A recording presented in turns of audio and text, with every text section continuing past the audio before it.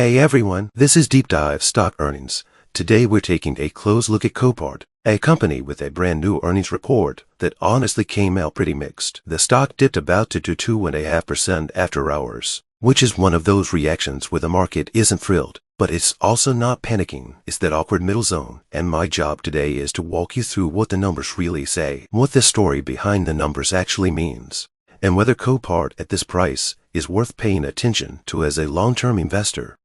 Now, Copart is not the type of business where you can just look at revenue or EPS and call it a day. It's a deeply cyclical company. When it's in the right part of the cycle, you feel like it's unshakable, almost like a defensive stock. But when it's in the slow part of the cycle, the numbers start looking foggy, and people begin to wonder whether something is wrong. That's why Copart should never be judged on a single quarter. You have to understand long-term trends, vehicle age cycles, total loss frequency, all the things that actually move this business. And this earnings report, even though some numbers look flat, still gives us a lot to work with. The quarter came in with around $1.16 billion in revenue, which was slightly below market expectations. It's not a disaster by any means, but it does explain why investors didn't cheer. Revenue softness makes people nervous, because they automatically think it means demand is slowing. But with Copart's business model, revenue doesn't tell the full story. This isn't a company that grows from expanding product lines or chasing aggressive top-line expansion. It grows because of the natural rhythm of the auto market, accidents, repairs becoming too expensive, and cars aging out of the road. So a small revenue miss doesn't shake my conviction at all. EPS, on the other hand, looked solid, 41 cents compared to 37 cents last year, and that's a noticeable improvement. It also came in slightly above expectations from a profitability standpoint. This is exactly the kind of number you want to see. It means management is controlling costs, keeping operations efficient, and running a very disciplined business. One part of the report that really jumped out to me was the cash position. Copart now has roughly $5.02 billion in cash and cash equivalents.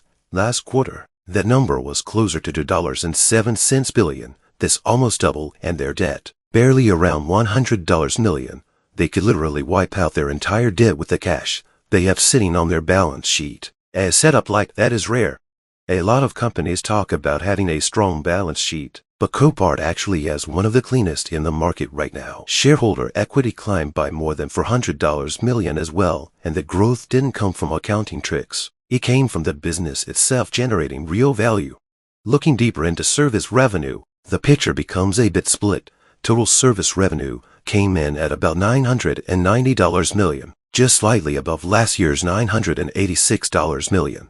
That's technically growth, but barely. The U.S. segment slipped a little. While international revenue continued to rise, Copart is already extremely mature in the U.S., so it's normal to see slower numbers there, while the international markets still have room to expand. Nothing surprising here.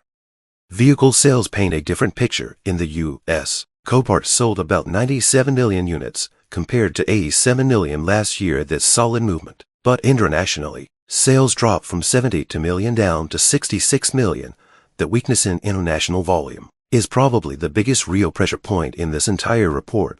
When you see one side rising and the other side falling, it creates that mixed feeling that explains why the stock barely moved. The stock did bounce a little after the initial dip, which shows you the market doesn't see this report as a red flag, just a nothing special, nothing terrible situation. But the part I want to highlight is what the CEO has been doing. A few weeks ago, he exercised around 50,000 options, sold about half, and kept the other half. That wasn't a one-time move. He's done this multiple times this year. Exercise options, sell a little, hold the majority. When executives dump everything, that's a warning. When they consistently keep a large piece of what they receive, that's usually confidence. It doesn't guarantee anything, but it definitely leans positive.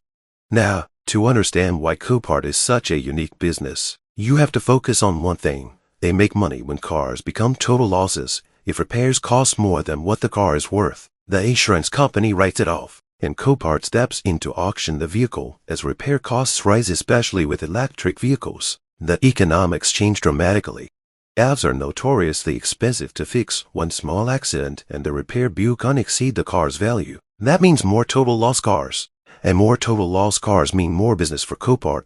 This trend is already happening and will accelerate as more EVs hit the road.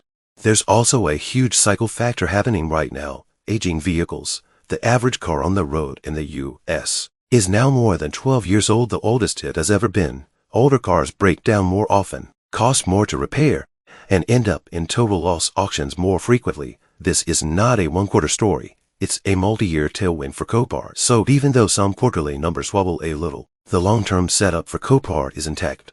Nothing in this report changes the underlying engine of the business. Looking at long-term financial trends, Copart behaves like a slow but strong compounder.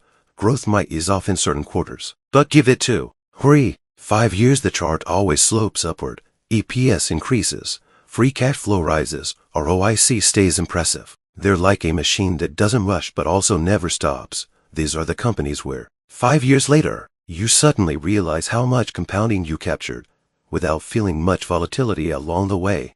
Their debt situation stays pristine, barely any leverage, tons of cash, and consistent free cash flow. The combination is incredibly rare in today's market. ROIC has also rebounded nicely heading into 2025. When ROIC turns up like this, it often signals that a down cycle is ending and a new growth phase is about to start. Long-term investors love these moments because the valuation is usually attractive and the fundamentals are strengthening at the same time.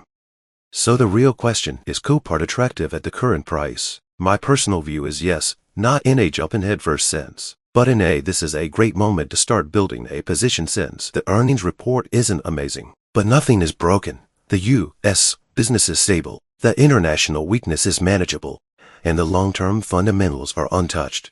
The huge cash jump makes the balance sheet even safer. The auto aging trend and EV repair problem continue to support the long-term thesis. To me, Copart right now looks like it's sitting in the lower part of its cycle, and buying high-quality cyclical companies during their down cycle has historically been one of the most reliable ways to make money in the market. If you're a long-term investor, this is a name worth paying attention to. Not all in, not aggressive, but gradual and steady accumulation. Let me know what you think. Do you see Copart as a long-term winner? Do you think the down cycle is almost over? Drop your thoughts in the comments. I'm Deep Dive Stock Earnings, and I'll see you in the next video.